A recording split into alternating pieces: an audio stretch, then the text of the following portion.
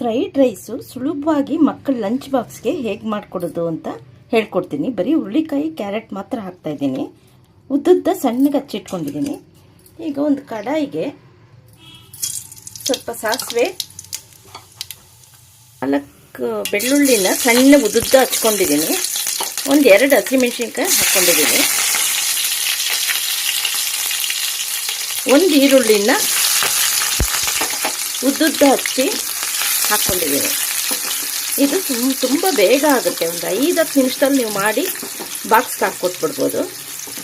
ಅನ್ನ ಮಾಡಿಟ್ಕೊಂಡ್ಬಿಟ್ಟಿರಿ. ಈಗ ಸ್ವಲ್ಪ ರೋಸ್ಟ್ ಆಗೋಷ್ಟೊತ್ತಿಗೆ ನಾವೇನು ಹಚ್ಚಿಟ್ಕೊಂಡಿದ್ದೀವಿ ಹುರುಳಿಕಾಯಿ ಕ್ಯಾರೆಟು ಅದನ್ನು ಹಾಕ್ಕೊಂಬಿಡಿ. ಇದೇನು ತುಂಬ ಬೇಯಿಸೋಂಗೂ ಇಲ್ಲ, ಅರ್ಧ ಬೆಂದರೂ ಸಾಕು.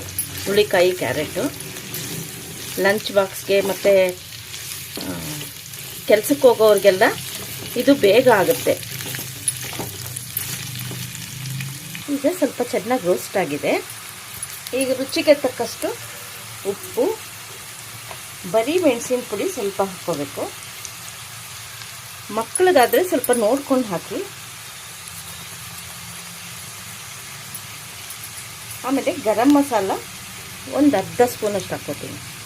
ಇದು ನಾನು ಈಗಾಗಲೇ ಅಪ್ಲೋಡ್ ಮಾಡಿದ್ದೀನಿ ಯೂಟ್ಯೂಬ್ಗೆ. ಸ್ವಲ್ಪ ಹಾಕ್ಕೊಳ್ಳಿ.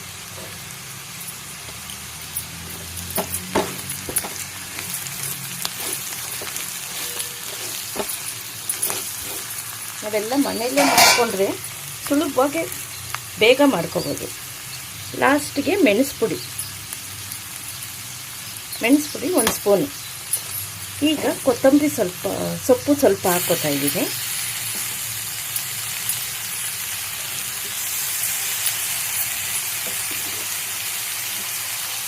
ಮನೆಯಲ್ಲೇ ಮಾಡಿರೋ ತುಪ್ಪ ಕೊನೆಗೆ 1 ಸ್ಪೂನ್ ಹಾಕಿ, 1 ಸ್ಪೂನ್ ಆಗಲಿ 2 ಸ್ಪೂನ್ ಆಗಲಿ, ಎಣ್ಣೆ ಕಡಿಮೆ ಹಾಕ್ಕೊಳ್ಳಿ.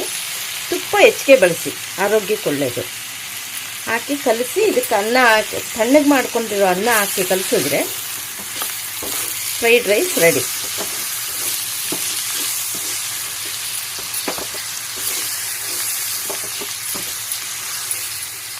ನೋಡಿ, ಇದೇ ಕಡಾಯಿಗೆ ನಾನು ಅನ್ನ ತಣ್ಣಗೆ ಮಾಡಿ ಇಟ್ಕೊಂಡಿದ್ದೀನಿ.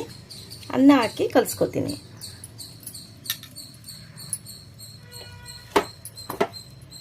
ನೋಡಿ, ನೀಟಾಗಿ ಕಲಸಿದ್ದೀನಿ. ಈಗ ರೆಡಿ. ಸುಲಭವಾಗಿ ಮನೆಯಲ್ಲಿರೋ ಐಟಮ್ಸೇ ಹಾಕಿ ಫ್ರೈಡ್ ರೈಸ್ ಮಾಡಿದ್ದೀನಿ. Fried rice ready. ಟ್ರೈ ಮಾಡಿ.